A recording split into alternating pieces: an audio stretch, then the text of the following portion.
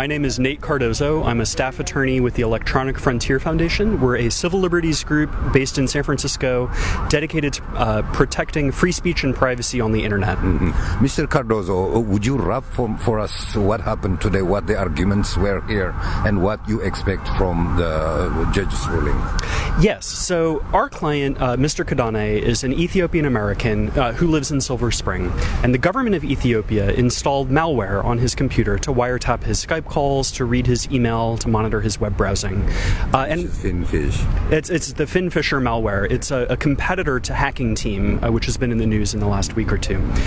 We caught them red-handed, which is... it's unfortunate for Mr. Kadane that this happened, but it's lucky that we actually caught them. We caught the government actively monitoring his Skype calls.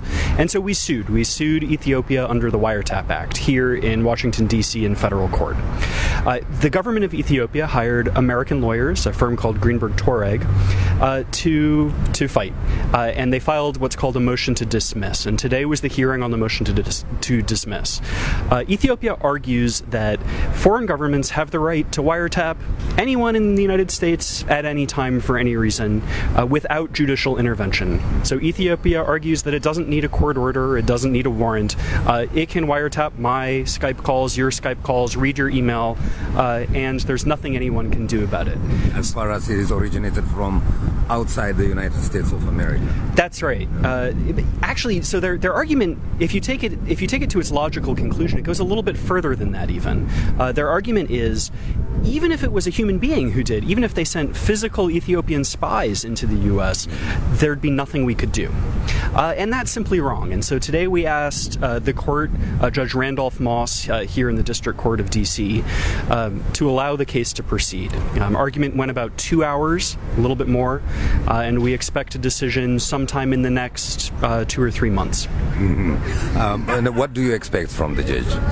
Well, it seemed like he really understood. It seemed like Judge Moss understood the claims that we've made and understood the implications of what would happen if he allowed foreign governments to wiretap. So we're optimistic that Judge Moss will allow the case to proceed, and our case will go forward. And what would be your demands then? So our demands, this case is not about money. Mr. Kadane wants Judge Moss to decide that what happened to him was illegal, and to create a judicial order saying that wiretapping people in their own homes without a court order, without a warrant, is illegal and it has to stop. So what we're asking for is the dignity that all people have to be upheld by the court in this case. What about the question of immunity, as Ethiopia is a foreign country, and the embassy is represented now. The country is represented by the embassy here. Does it matter if it is a foreign country, to be sued at the U.S. court? It can matter. So foreign governments are immune from some types of suit, but this isn't one of them. When foreign governments commit serious crimes anywhere on U.S. soil or on French soil or on German soil, those crimes are actionable. And just because it's a foreign government doesn't mean that they're completely immune from suit. There are some things that foreign governments are immune from.